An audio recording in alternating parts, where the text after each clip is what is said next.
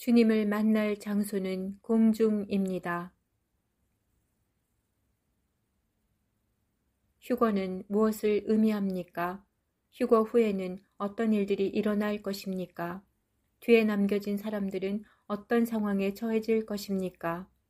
휴거란 하나님의 진노의 심판이 일어나기 전에 행하실 하나님의 마지막 자비가 아닙니까? 노아의 때와 같이 인자의 임함도 그러하리라. For as were the days of Noah, so will be the coming of the Son of Man.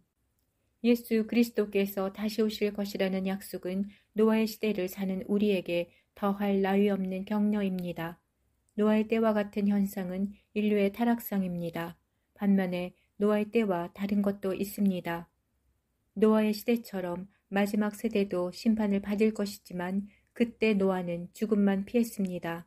그러나 우리는 환난을 피하고 부활체로 변화될 것이며 무엇보다 그리스도께서 신부를 찾아오실 것입니다. 주님을 만나는 장소는 땅이 아니라 공중이라고 하니 지상 재림과는 다른 장소입니다. 그리스도 안에 죽은 자들이 먼저 부활하고 그 후에 우리 살아남은 자들도 그들과 함께 구름 속으로 끌어올려 공중에서 주를 영접하게 하시리니 주님을 만날 장소는 어디입니까? 그들을 구름 속으로 끌어올려 공중에서 주님을 영접할 것이라 합니다. 만약 감람산에 재림하신 주님을 만날 것이라면 우리는 모두 감람산에 모여야 합니다. 그들은 비행기를 타고 오거나 오랜 시간 자동차를 운전하여 갈 수 있지만 그들을 다 모으는데 몇 달이 걸릴 수도 없고 어중이 떠중이 다 모여 인산인해를 이룰 것입니다. 하지만 전 세계 신부들을 공중으로 끌어올려 하늘에서 만난다는 발상은 신적인 생각입니다. 사람은 그와 같은 일을 할 수 없습니다. 지구 반대편이나 세계 각처에서 눈 깜짝할 사이에 모두를 모으는 것은 이 방법보다 좋은 것이 없습니다. 그가 큰 나팔 소리와 함께 천사들을 보내리니 그의 택하신 자들을 하늘 이 끝에서 하늘 저 끝까지 사방에서 모으리라. 주님의 말씀하신 그날의 상황도 택한 신부들을 하늘로 모으신다고 하십니다. 이날은 온 지구상에 거하는 모든 사람에게 이 말이라.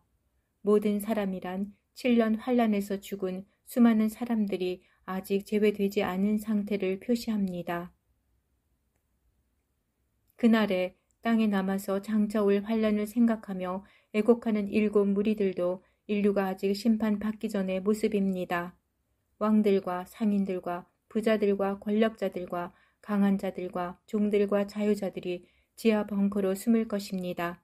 이 무리 중에는 통곡하는 자들도 있을 것인데 자기가 땅에 남았다는 사실이 믿기지 않기 때문입니다.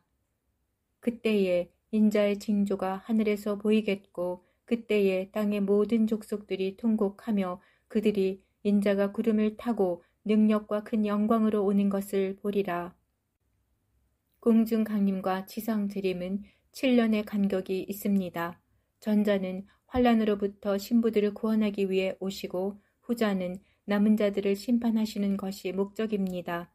도둑같이 오신다는 묘사는 환란의 때가 아니라는 사실을 증거합니다.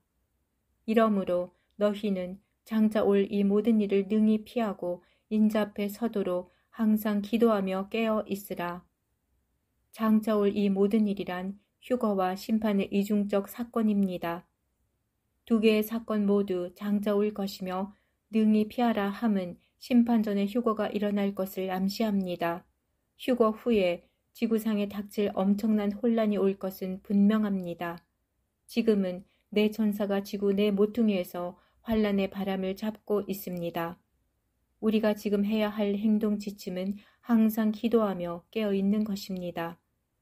노아 시대의 사람들은 홍수가 오는 당일까지도 깨닫지 못하였다고 합니다. 그들은 먹고 마시다가 하늘에서 비가 억수같이 쏟아지는 광경을 처음 보았습니다. 처음에는 신기하게 쳐다보았고 점점 공포로 변해갔습니다.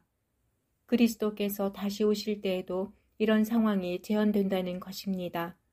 예를 들어 밤 9시에 오셨다면 9시 직전까지 아무것도 알지 못할 것이라고 합니다. 그들이 이렇게 주님의 오심에 무지한 이유는 깨어있지 못했기 때문입니다. 깨어있다는 것은 다시 오실 주님을 기다리는 상태입니다. 단순하게 주님께서 곧 오실 것이라고 믿는 것만으로 충분하지 않습니다.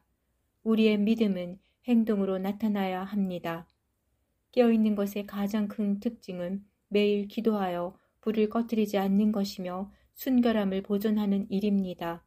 그날을 위해 준비하라는 주님의 지시에 순종하는 이것은 주님을 계속 바라보는 것입니다. 깨어있다는 것은 매우 중요한 일이며 이 상태가 아니면 주님을 영접하지 못할 것입니다.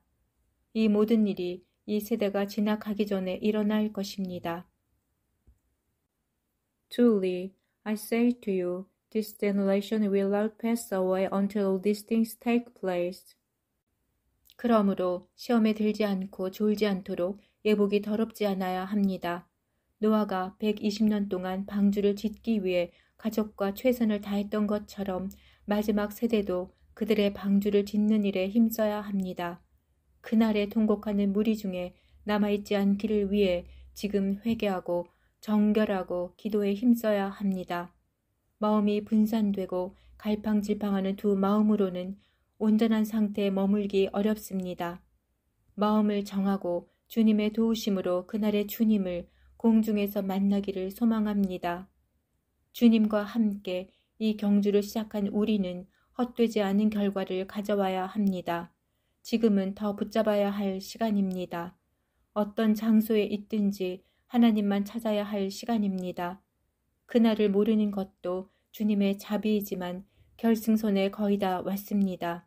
우리는 마지막 언덕에 서 있으며 주님은 어느 시간에든 오실 수 있습니다. 뒤에 남아 통곡할 것인지 주님의 영광의 식탁에 초대받을 것인지 지금 매일의 선택에 달려 있습니다. 아멘.